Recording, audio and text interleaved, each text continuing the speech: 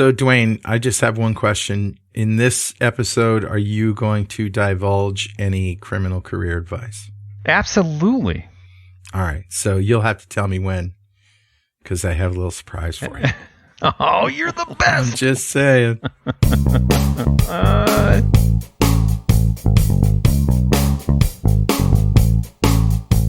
Hey, guys. What's up? Hey, how you Hey, doing? Carl. How you doing? I'm all right. Good. So no hacking this week, right? No, it's always super quiet, right? Yeah, we're just going to call it a day. Thanks for coming, Well, listeners. there's a few things. All right. There's a few things. What happened this week? Let's start with North Korea That's always fun. with a side of Russia. Oh, what? Okay. So crazy with a side of nuts. So what's happening is a hacking group known as APT-37, which is associated with North Korea. APT again stands for Advanced Persistent Threat. Okay. So bad guys from North Korea, traced to North Korea, and they're using a tool called the Coney Rat, a remote access Trojan. Okay. And what's interesting about the story isn't that North Korea is doing hacking, that's old hat, or that they're using this technique. It's that the techniques they're using and even the IP addresses that some of this stuff traces back to has been associated with attacks by Russian groups in the past that are Okay. associated with the Russian government, specifically Fancy Bear. So that kind of means geopolitically, Russia and North Korea are sharing information when it comes to hacking or something. Or Russia is doing it and making it look like North Korea. A frame job. Oh. Or, I mean, the frame within a frame. Hmm. Russia's doing it. If I was Putin right now, I'd want as many crazy people with nuclear weapons on my side as possible. You would think so. Yeah, So- I think most of Yeah. the people who are crazy with nuclear weapons are already inside. Mm. I mean, they're getting drones from Iran, North Korea. I don't know. It could be a false flag, but it's most likely that Russia is working with the North Koreans and Okay. helping them do stuff. Is there anything Joe listener can do about this? No, it's more about understanding that they're very complicated. If you read the article on Bleeping Computer about it, it gives some diagrams that show just how convoluted the process is for them to deliver the payload, how many redundancies they have built into the process. Okay. Yeah. So it's just interesting. Yeah, it's an interesting article. First off, I want to know who names these things. Yeah. Because this campaign is called the Stiff Bison? Bison? Bison? How do you even pronounce Higgs that? boson. Honestly. Boson? Who Stiff knows? boson. Right? Steve Boson. I think the reason Patrick's not laughing is because a dog started barking and he muted his microphone. I did, yeah. I heard that. I can't catch a break today. You cannot, sir. I know. We started recording this show 15 minutes ago, and then all of a sudden it sounded like a refrigerator was like on fire. What the heck was that? I don't know. They were cutting holes in the house or something? Yeah, there's a saw being operated. There's a saw. In the torture Should we room. be Constant concerned? construction. Should we be concerned? We hear screaming. Well, at It's least there's fine. no We'll edit screams it out. accompanying the Yeah. saw. That's all that Yeah, you really right, care about. right. It's fine. It's fine. All right. So to summarize this North Korean Russian thing, nothing to worry about, purely entertainment value for you. 100%. Unless you're in the crosshairs of an international, a nation state. If you're in the Right. crosshairs of a nation state, prayer's your only hope, anyways. Right. Okay. Or in this case, don't click on an email with a Word document. Well, yeah. So that's good advice. well, yeah, anyway. that's good advice all the way around. Yeah. This next story is all Dwayne. Hackers scanning for vulnerabilities within 15 minutes. Oh, Of encryption. I love this one. I love this one. Hey, Carl, you Yeah. gotta get ready, buddy. All right. Let you me bring this story to bear first, and then we'll do it. All right. Okay. So, new research shows that hackers scanning for vulnerabilities within 15 minutes of disclosure. 15 minutes. So let me break that down a little bit. So we have CVEs, and remember that's just a vulnerability. It's a number you give to a vulnerability that's important enough that Right. either, and it's on a scale of 1 to 10, and 10 is like the system burns down and you get access to everything, and one is kind of a nuisance. Isn't a CVE like a hack ID, kind of a number that identifies this particular hack? Yes. Yeah, it's a hack ID, and then those have a score with them, and that score can rate how bad that CVE is. Okay. MITRE came up with a tracking system, and the CVE is the value for it. All right, I got an easy way for us to keep track of them. Apparently, an easy way for hackers to keep track of them too, because when new CVEs get announced, so what typically what the process is, if it's a white hat hacker, a good guy who discovers a vulnerability, then they'll do what's called a responsible disclosure. So they'll actually disclose to the company that has the vulnerability, whether it's Cisco or wherever, hey, I found this vulnerability. I believe it's important. That company, whether they have a bug bounty or not, may pay a bug bounty out, may not. And then what'll happen is there's a certain amount of time, it's usually about 90 days, that the company has to fix that bug. Okay. Or the researcher then can responsibly disclose it publicly. Can say, hey, I gave this to the company 90 days ago. They did nothing with it. So here's the vulnerability, so that all of the blue teamers out there, the people protecting systems, know about it and can do something. Right. And now I think I understand the context, because there are hackers out there who within 15 minutes of that publishing attempt to access it. Well, a little bit different. So what happens is nobody knows about it for that 90 days. Right. Except for the researcher and the company. Right. And then when there's a patch released, it usually is announced. Hey, listen, here's a CVE. It was for, I don't know, it's for this particular router, or in this particular case, it was for, I believe, a big IP system Microsoft that they were does it looking every at. Tuesday. It's Patch Tuesday. Happens every day. Yep, and they come out with a list of CVEs. They say these are the CVEs. Here, this patch is fixing. Go apply the patch. The moment that hits the wire, within 15 minutes, hackers are searching for systems that aren't patched. So is it a way to then find hackers, and therefore your career advice is wait 15 minutes? Is that it? No, wait. My career advice, hacker career advice. Ready? Here's your theme song. It's criminal career advice.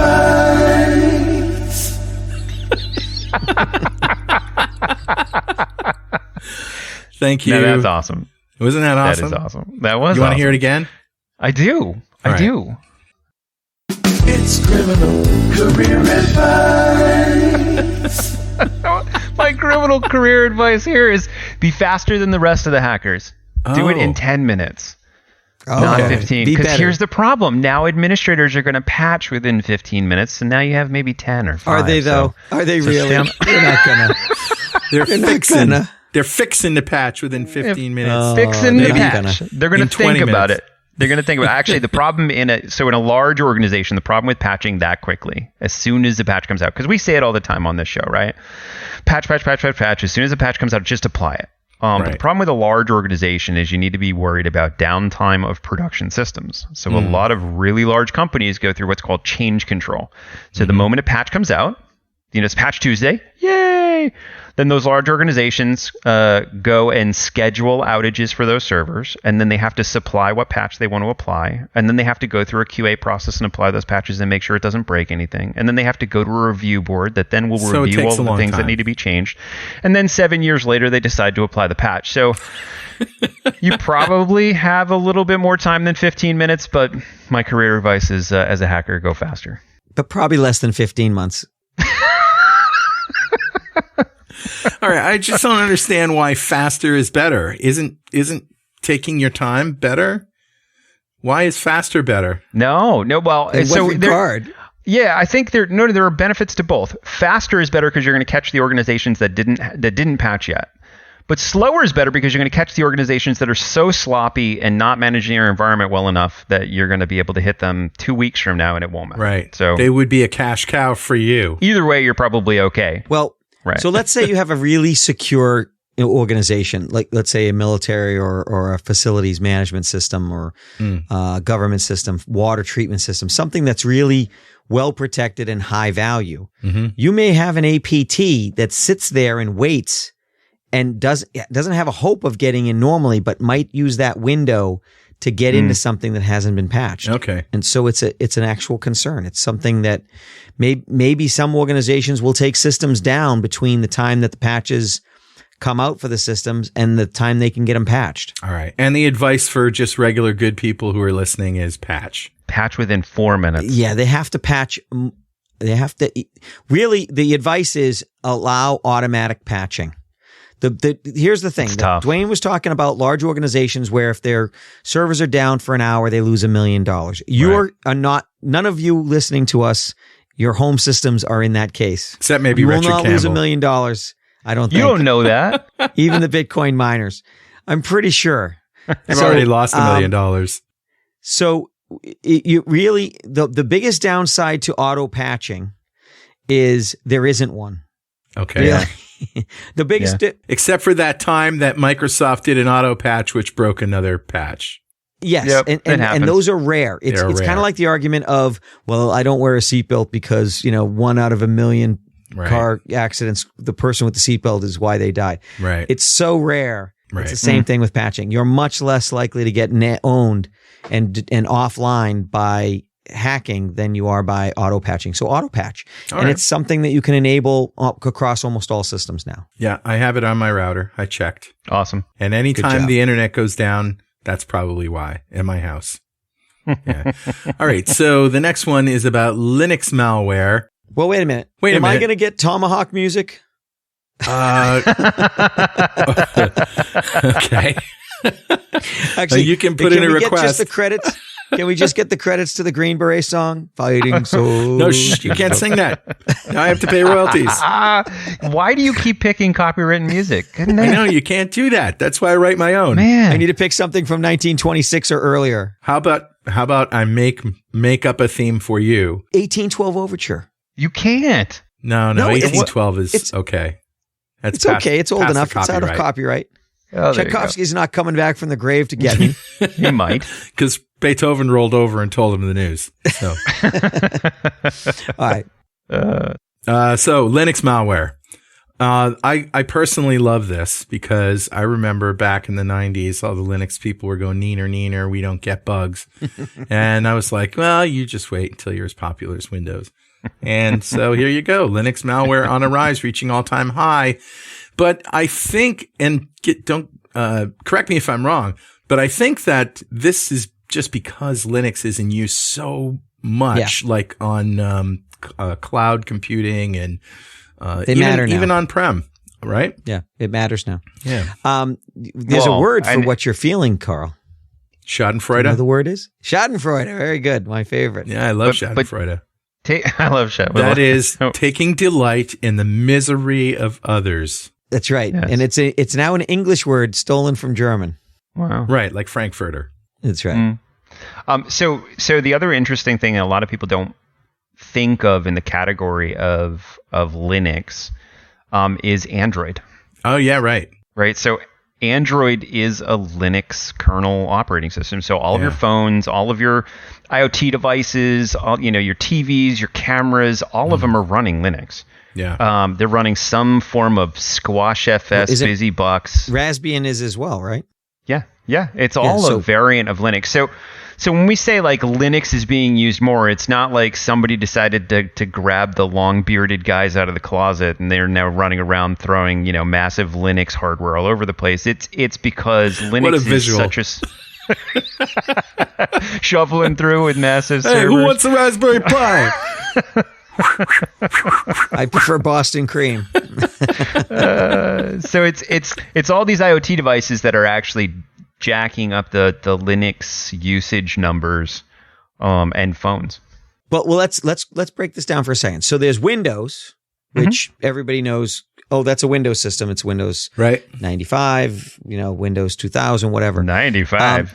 Then there's almost everything else is Linux or Linux-like. Linux from Raspbian, Mac OS is a Linux variant. Yep. All that stuff.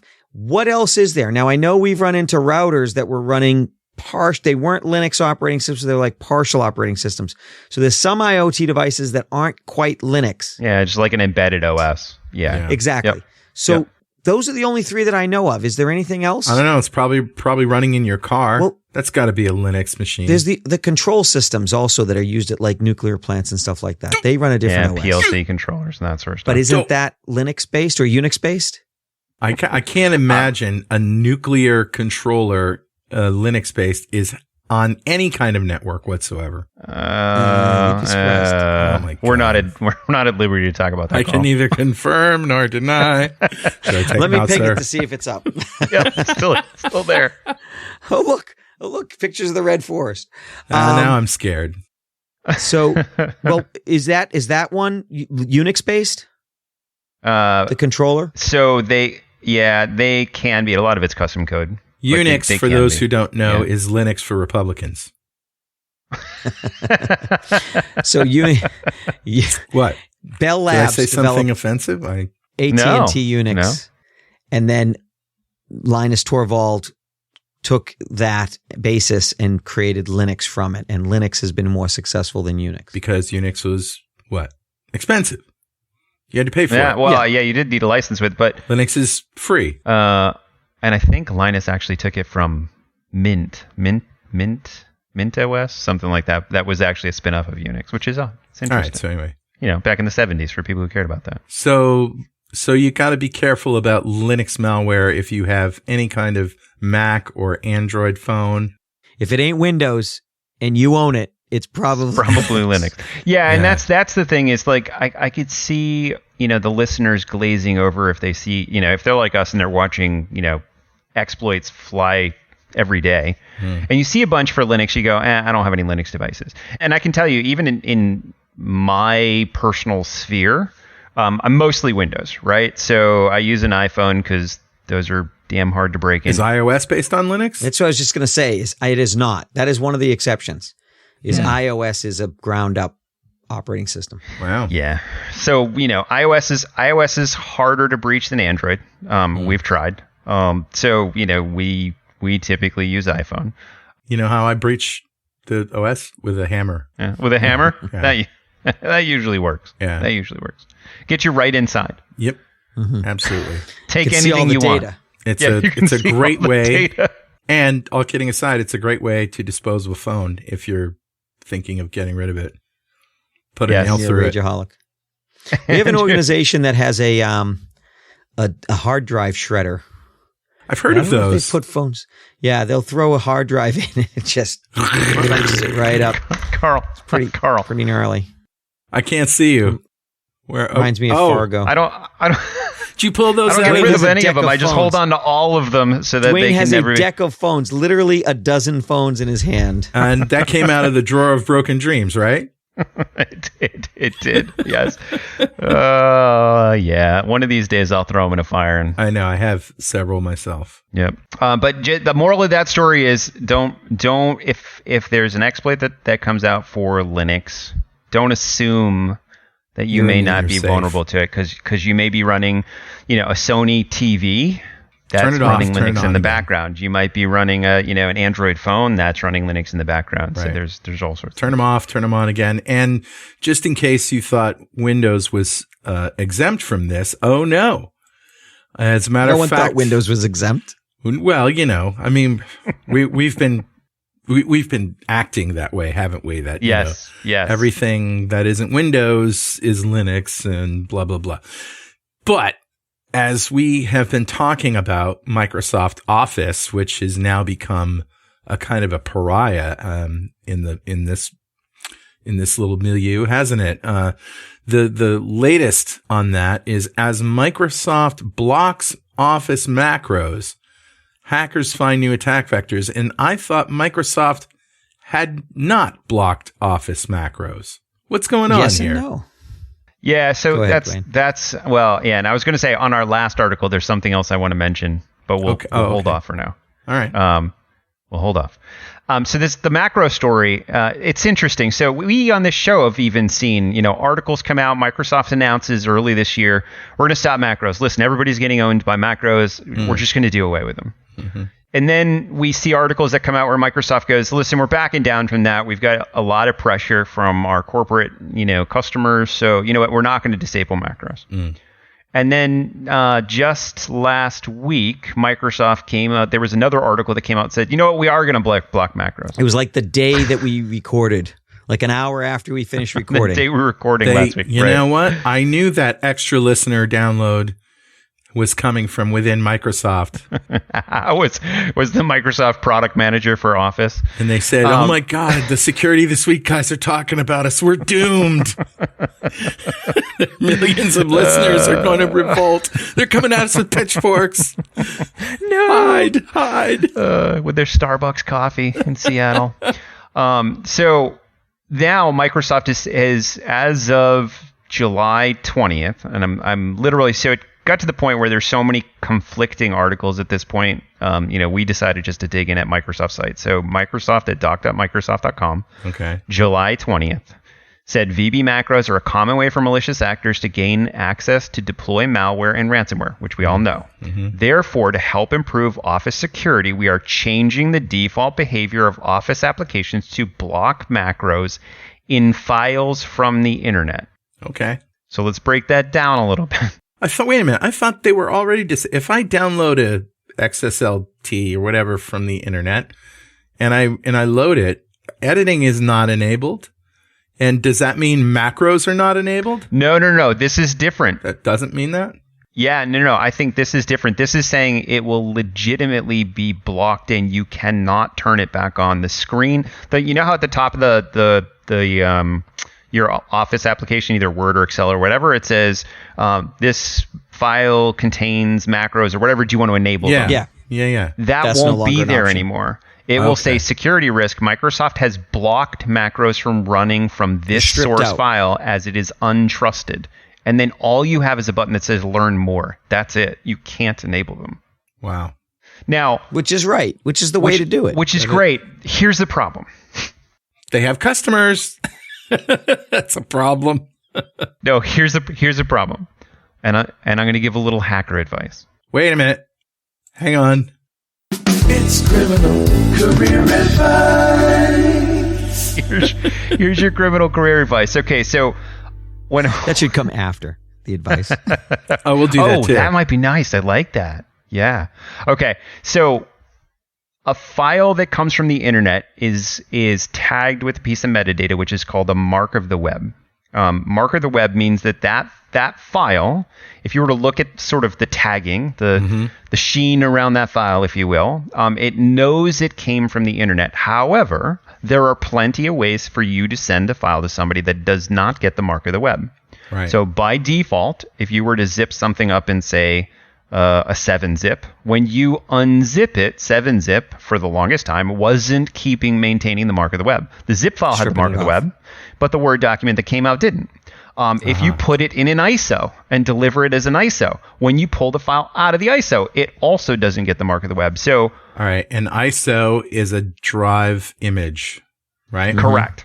And you mount it, and it becomes a hard drive. And all the files on that drive are not marked to the web. Right.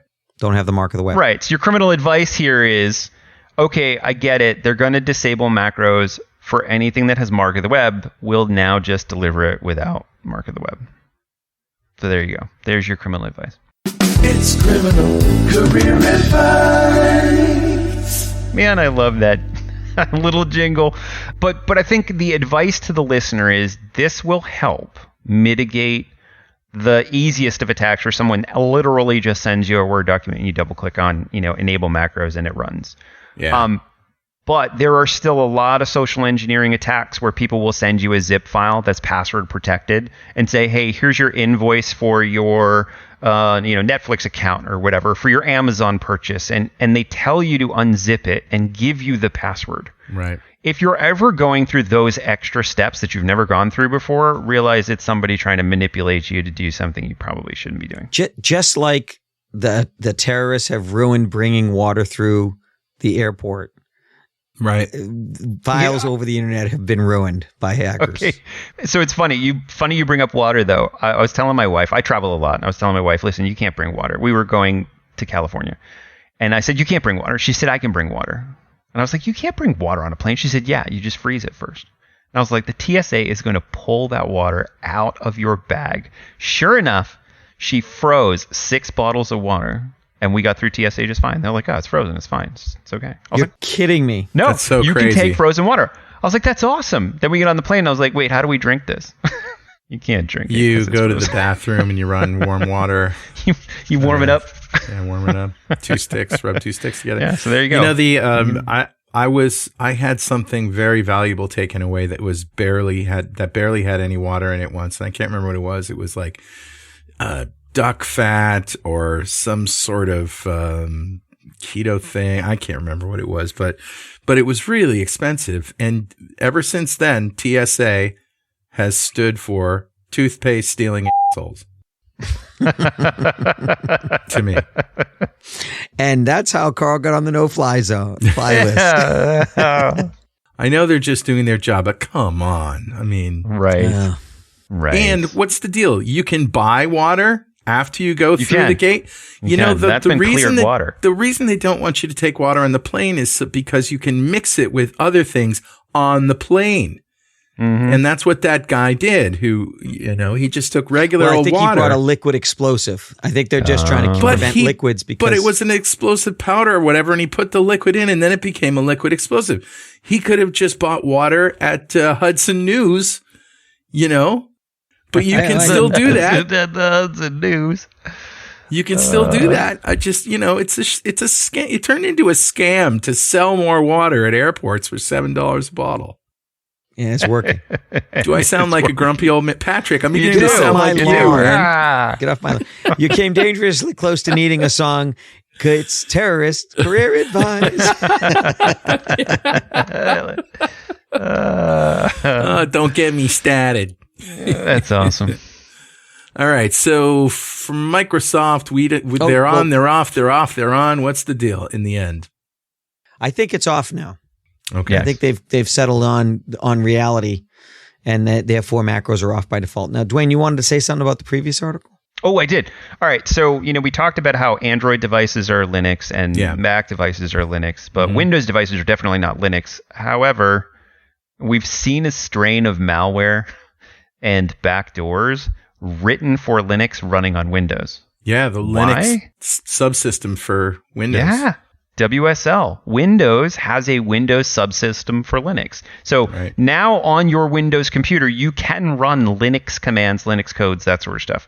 So unfortunately, I think what we're going to see is a lot of these Linux malware that people might just disregard and say, you know what, it's not important to me. Right. It actually can run on your Windows computer too, so you got to be careful there. So be I careful. just wanted to warn the listeners, if you are running Windows, now Windows subsystem for Linux is not enabled by default, right? Or Linux subsystem for Windows, whatever, is not enabled by default on Windows. You have to enable it. But if you're a developer or a techie or whatnot, you've probably enabled it to play around with it or to use it for certain things. Just be careful that now you've opened up another vector. Okay. All right. What's your vector, Victor? Roger. Surely you jest. All right. So go ahead. say Don't it. call me Shirley. Yeah. Okay. Let's wait for that. So let's talk about Spain. So Spanish police arrest 2 nuclear power workers for cyber attacking the radiation alert system. Could have been worse. Could have been cyber attacking the nuclear bombs or nuclear material. I don't know what the end game was here because this was the alert system, but what I don't get, there's 2 things I don't get about this article. First off, they targeted more than 300 sensors over 2 months. But the investigation was going on for an entire year. So how long are you an investigator going, yeah, they got another one. Let's keep watching. Let's just keep Yeah, watching. Maybe that's something real will happen. 295. 5 more and we're in there. We're going to Yeah. stop them. Holy crap. Well, maybe yeah. those people were in So- on it. Right? It's about 300 sensors and a year-long campaign for them to disable the radioactive alert network for unknown reasons. Now, seems interesting. did it fail? Was there any radiation that got under the system's detection? No, and the reason this was even dubbed as a cyber attack is because of the fact that it was sabotage to the communication systems that the network uses. Uh-huh.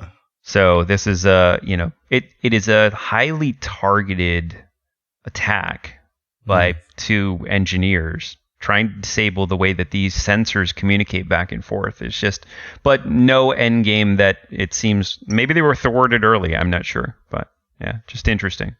Well, I mean, I have no knowledge of this, and this is the first I'm hearing it, so take it for what it's worth. I would think that they're disabling the gamma radiation sensors, and now that hacking has become so much more complicated, there's usually 2 stages or multi-stages in the kill chain. Maybe someone paid them to do this, and someone else was going to be on the payroll or going to hack into a system that would increase the gamma, and they didn't want to detect it. Yep. Because like we did with, like someone did with Stuxnet. Like we did. Why did he look at you there, Dwayne? I don't know. I have no idea. Dwayne was out of the country at the time in Israel. No, I'm just kidding. So jeez, I don't know whether you guys are kidding or not. That's what's funny about it. We need it. Just kidding. A joke. I'm kidding. So I could see if you wanted to do something. Basically, you want to do something that's not going to be tracked, and one hack to take out the sensors and to cause a radiation spill is probably two disparate systems, too noisy, too dangerous. So you pay 2 jamokes to go and disable all the sensors. If no one notices the sensors are off, then you're free to go and do whatever you want, and you cause a meltdown and you cause a lot of damage. I don't know, but that's what I would be looking for. Yeah. But I'd be running through these guys' finances. Yeah. Follow the money. Right? I watch CSI. Okay. I know. Patrick Hines, security expert. Wow. Law and Order, Nuclear Investigation Edition. All right. So there isn't really any advice we can give the average listener about, except, this happened and keep your gamma sensors online. That's my advice. Right? Pretty scary. I don't know. Yeah. I don't know. I'm glad they caught it. Oh, well, yeah. This last story is an interesting one. Patrick, you want to take this one? The EV charging network. So this is more about the IoT world. We don't think of a gas pump as something that can be hacked. Yeah. Although that more and more they can. But now there's concern about the electric charging network because they're trying to get to 500,000 charging stations across the country, and they're a target. And I don't know what kind of damage you could do, but I would imagine you might be able to overcharge a battery, cause a fire, maybe get into the vehicle through the charging system. I don't know. It just depends. There's a lot of different vehicles. It's not just Tesla. Almost everyone's got an electric vehicle these days. And if you see some guy in an anonymous mask sitting about 10 feet away tapping on a MacBook, you want to go to if only that's how it was done. You want to go to a different charging station. You should get in your car immediately. Yeah, because there's no way he's hitting another one far away, right? Right. Well, no, but wait. Imagine though you drive, and this is one of my concerns. If I were to have an EV, but you drive 200 miles in your electric vehicle, and you go to pull up to a station, and you go to plug in, and you realize that the pump has now been disabled or denial of service or been shut down with a piece of malware or something along those lines, right? So now you're like, okay, now what, right? Now what? I need to drive to another place to try and plug in, and hopefully I have enough electricity to do that. So I could see that being disruptive. Yeah. Well, that's why. Well, yeah, that is a problem. That's why you always carry 2 balloons so you can generate static charge. I would carry a helium tank and 1,000 balloons. And then it would float away. Yeah, you could, and a lawn chair. You could just. So Saturday Night Live had a skit where they had a car that was powered by 9,000 AA batteries. And they pulled a button and they all came spitting out of the car. It was Julia Louis-Dreyfus. I love it. If you do a search my God, for that's awesome. that, it was hilarious. I think it was the Audi AA. I thought about this. In the not too distant future, we'll probably have personal flying vehicles that are based on drone technology. And that means they'll probably be battery operated. And we'll all die. Yeah. And there's going to be tons and tons of hold my beer accidents. Yeah. And I can't imagine, it just seems like, and especially, even now with EVs, right? You have to plan, and your car has to know what the closest charging station is, and if it's available, if it's online. Do they have those? People can't deal with 2D. They're not going to go 3D. We have trains get in accidents. They're on a single line. They're 1D. They're even 1D. Yeah.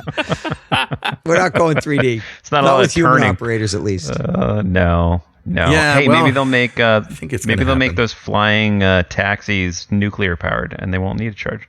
Oh, and what could go wrong with Yeah, it? Yeah, especially with paint a big target on the side of it, right?